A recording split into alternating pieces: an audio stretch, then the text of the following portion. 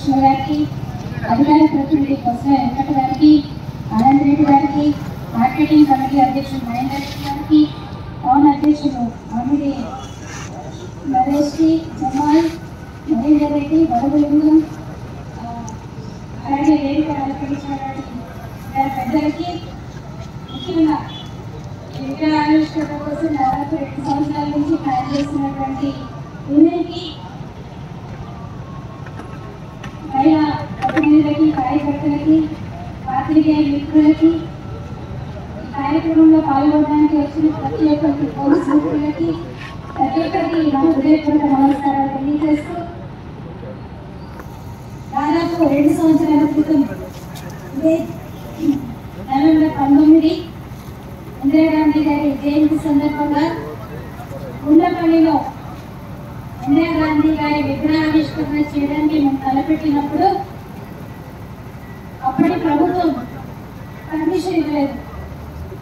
ఎన్నో అడ్డంకులు సృష్టిస్తే కోర్టు ద్వారా పర్మిషన్ తెచ్చుకొని ఆ విగ్రహాన్ని ఆవిష్కరించుకోవడం జరిగింది. మళ్ళా ఈరోజు ఇంత స్వతంత్రంగా కాంగ్రెస్ ప్రభుత్వంలో ఈ యొక్క విగ్రహాన్ని ఆవిష్కరించుకోవడం చాలా సంతోషంగా ఉంది. ఆ రోజు పవన్పల్లి గారు ఇందిరాగాంధీ విగ్రహాన్ని ఆవిష్కరించారు. ఆనాడు ఒక పోరాట యోధులుగా, ప్రతిపక్ష నాయకులుగా ఆవిష్కరించారు. ఈరోజు ప్రజాప్రతినిధిగా, ప్రజా నాయకులుగా నిలబడ్డారు. తిమ్మాపూర్ మండలం మల్లిపల్లి గ్రామంలో అప్పటి పిసిసి అధ్యక్షులు గారు రేవంత్ రెడ్డి గారు ఇందిరాగాంధీ విగ్రహాన్ని ఆవిష్కరించారు. ఈరోజు రాష్ట్రానికి ముఖ్యమంత్రి గారు మన ముందున్నారు. మరి ఈరోజు ఇల్లంతకుంట గ్రామంలో ఇందిరాగాంధీ గారి విగ్రహాన్ని ఆవిష్కరిస్తున్నాము. ఇల్లంతకుంటలో కూడా గొప్ప ప్రజాభివృద్ధి కార్యక్రమం ఖచ్చితంగా జరగాలని ఆశిస్తా ఉన్నాను. ఈరోజు చాలా విషయాలు నేను మాట్లాడుతున్నాను. ఎమ్మెల్యే వెళ్తున్నాను, ముఖ్యమంత్రి గారి పనుంది కాబట్టి ఎక్కువ మాట్లాడుతుంటే మాట్లాడాలి ఒక ఎమ్మెల్యే గారు చెప్పాలి. ఏమైనప్పటికీ భారతదేశపు తొలి మహిళా ప్రధానమంత్రి సర్వే ఇందిరాగాంధీ గారు పెద్దలు చెప్పారు. ఇందిరాగాంధీ ఊర్లే ధాన్యం కోసే సమయంలో ధాన్యం స్టోరేజ్ కి ఎన్కేపీ సెంటర్స్ లేని ఊర్లే ఇందిరాగాంధీ పథకం కింద ఉన్నటువంటి ఎన్కేపీ సెంటర్. మనకు తెలిసినా తెలియకపోయినా ప్రతి రోజు ఏదో ఒక విధంగా శ్రీమతి ఇందిరాగాంధీ గారి పేరు స్మరించుకుంటూనే ఉంటారు. నేను ప్రత్యేకంగా ఉండేది హైదరాబాద్ ఇందిరా సేవా సదన్, అందరూ ఐఎస్ఎల్ అంటారు. మన దానిలో కూడా ఎన్కేపీ సెంటర్ దానిలో కూడా ఇందిరాగాంధీ గారి పేరు అటువంటి మహనీయురాలు భారతదేశ చరిత్రను ప్రపంచ పటంలో నిలబెట్టినటువంటి ఒక మహిళా శ్రీమతి ఇందిరాగాంధీ. మరియు దేశ సేవలో ప్రాణాలు అర్పించడానికి కూడా వెనక్కి లేకుండా తెగించి పోరాడి ప్రాణాలు అర్పించినటువంటి త్యాగమయ్యే శ్రీమతి ఇందిరాగాంధీ గారు. ఇలాంటి ధైర్యం, ఇలాంటి సాహసం, ఇలాంటి గొప్ప నిర్ణయాలు తీసుకోవడం అంటే కొంత రక్తంలో ఉంటుంది, కొంత చదువులో ఉంటుంది. ఈ రోజుల్లో కూడా సామాజికంగా, ఆర్థికంగా, సాంకేతికంగా ఇంత అభివృద్ధి చెందిన రోజుల్లో కూడా అయ్యో అమ్మాయి పుట్టింది మాకు వారసు లేదని బాధపడే చాలా కుటుంబాలు ఉన్నాయి. కానీ ఎప్పుడు 1950 సంవత్సరాల్లో ఒక అమ్మాయి పుట్టే నాకు ఒక అమ్మాయి చాలని ఆ రోజు నెహ్రూ గారు ఇందిరాగాంధీ దేశానికి, ప్రపంచానికి ఆదర్శంగా తీర్చిదిద్దారు. ఒక మహిళ యొక్క ఎడ్యుకేషన్, విద్య ఏ విధంగా దేశానికి, ప్రపంచానికి దిశా నిర్దేశం చేస్తుందో అందరం తెలుసుకోవాలి. ఈ విషయాన్ని ప్రత్యేకంగా ఈ విషయం మీద అవగాహన కలిగినటువంటి మన ఎమ్మెల్యే గారు బాలికల యొక్క విద్య మీద ఎక్కువగా దృష్టి సారించారు.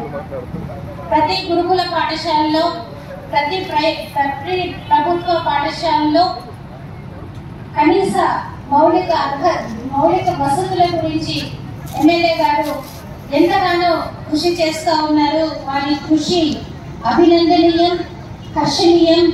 ఇలాగే మీరు ఇల్లంతకుంట మండలంలో ఉన్నటువంటి ప్రతి పాఠశాల మీద ప్రత్యేక శ్రద్ధ పెట్టాలని నేను ఎమ్మెల్యే గారిని కోరుతా ఉన్నాను.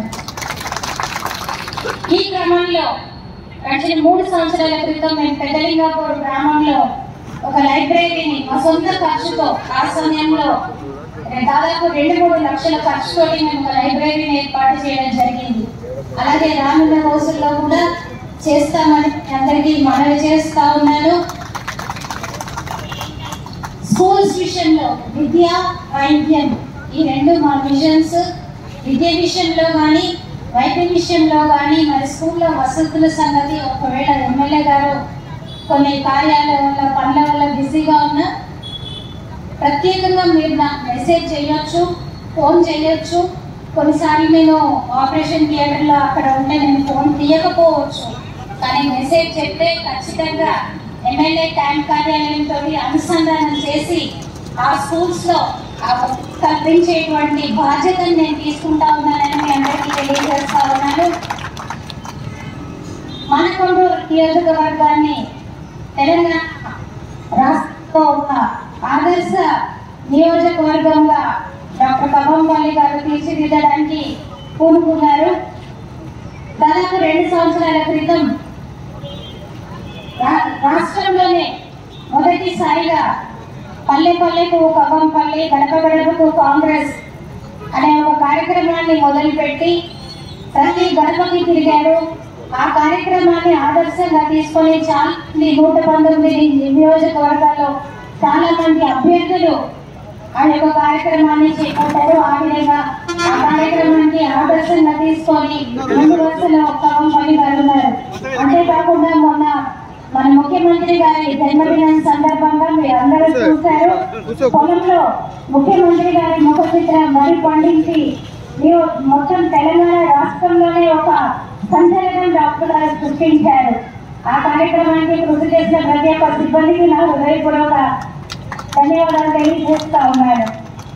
రానున్న రోజుల్లో వచ్చే నెల మరి ఇంకొక వినూత్న కార్యక్రమానికి కవ్వంపల్లి క్యాంప్ కార్యాలయం శ్రీకారం చుడతా ఉంది. అది నియోజకవర్గ ప్రజలకి ఎంతో ఉపయోగమైన కార్యక్రమం. ఇంకా ప్రాసెస్ లో ఉంది కాబట్టి దాని వివరాలు నేను చెప్పదలుచుకోలేదు. వచ్చే నెల డిసెంబర్ 7 తారీఖైనా డిసెంబర్ 9వ తారీఖైనా కానీ ఆ కార్యక్రమాన్ని ముఖ్యమంత్రి గారి చేతుల మీదుగా ప్రారంభిస్తామని చెప్పేసి మీ అందరికీ తెలియజేయడానికి నేను చాలా సంతోషిస్తున్నాను. చాలా మంది మాట్లాడతారు, ఉంటారు, ఎప్పుడు విమర్శ చాలా ఉంటారు, రోడ్డు మీద పోతుంటే కుక్కలు మరుగుతూ ఉంటాయి. వారి మాటలు ఎప్పుడు పట్టించుకోవద్దని నేను మీ అందరికీ మనవి చేస్తా. మరి ఈరోజు ప్రభుత్వ పరంగా ఉన్న కార్యక్రమాలు కాకుండా ఎమ్మెల్యే క్యాంపు కార్యాలయం నుంచి మరి ఇల్లంతకుంట మండలికి డాక్టర్ గారు వ్యక్తిగతంగా ఏం చేశారంటే ఈ 10 ఏళ్ల కాలంలో దాదాపు ₹1 కోటి సీఎం రిలీఫ్ ఫండ్ శాంక్షన్ చేయించడం జరిగింది. ఇది రికార్డ్, ఆన్ రికార్డ్ నేను చెప్పేది దాదాపు ₹1 కోటి. అలాగే ఎల్ఓసీలు దాదాపు 70 లక్షల ఎల్ఓసీలు ఇల్లంతకుంట మండలికి తీసుకొని రావడం. ఇందుకోసం ఎమ్మెల్యే క్యాంప్ కార్యాలయంలో ప్రత్యేకమైన సిబ్బందిని పెట్టి రోజు దాదాపు 30 నుంచి 40 అప్లికేషన్స్ వస్తాయి సీఎం రిలీఫ్ ఫండ్. అవన్నీ ప్రాసెస్ చేయడానికి సిబ్బందిని పెట్టాము. అలాగే ఇక్కడ ఉన్న అప్లికేషన్స్ సెక్రటేరియట్ లో ప్రాసెస్ చేయడానికి సెక్రటేరియట్ లో 2 ఎంప్లాయీస్ పెట్టి ఈ క్యాంప్ కార్యాలయాన్ని నడిపిస్తూ ఉన్నాము. ఎప్పుడు ఎవరైనా కానీ ఒక పబ్లిక్ హాలిడేస్ తప్పించి మిగిలిన రోజుల్లో డైరెక్ట్ గా మీరు క్యాంప్ కార్యాలయానికి వచ్చి మీకు ఎవరి రికమెండేషన్ అవసరం లేదు, ఎవరు తీసుకొని రావాల్సిన అవసరం లేదు. మీకు మీరుగా డైరెక్ట్ గా క్యాంప్ కార్యాలయానికి వచ్చి అప్లికేషన్ ఇస్తే మిమ్మల్ని రిసీవ్ చేసుకోవడానికి, మీకు టీ కాఫీ ఇవ్వడానికి, మంచినీళ్ళు ఇవ్వడానికి, అవసరమైతే భోజనం పెట్టడానికి మా సిబ్బంది 24 గంటలు మీకు అందుబాటులో ఉంటారు. కాబట్టి ఈ యొక్క అవకాశాన్ని సద్వినియోగం చేసుకోమని మీ అందరికీ మనవి చేస్తా ఉన్నాను. అలాగే ఈ కార్యక్రమంలో మీకు ఏదైనా ఇబ్బంది కలిగితే మీరు తీసుకున్న అప్లికేషన్స్, మీరు తీసుకొచ్చిన అప్లికేషన్తో పాటు నాకు వాట్సాప్లో మెసేజ్ చేస్తే ఖచ్చితంగా నేను క్యాంప్ కార్యాలయ సిబ్బందితో కోఆర్డినేట్ చేసి ఈ యొక్క పని నేను చేస్తానని చెప్పేసి మీ అందరికీ మరి మనవి చేస్తూ మరి ఇచ్చినటువంటి అవకాశాన్ని బట్టి మీ అందరికీ మరి చాలా సేపటి నుంచి మీరు వెయిట్ చేస్తూ ఉన్నారు. మీ అందరికీ నా హృదయపూర్వక కృతజ్ఞతలు తెలియజేసుకుంటూ మరి సమయాన్ని సభాధ్యక్షులు గారికి అప్పగిస్తున్నాను.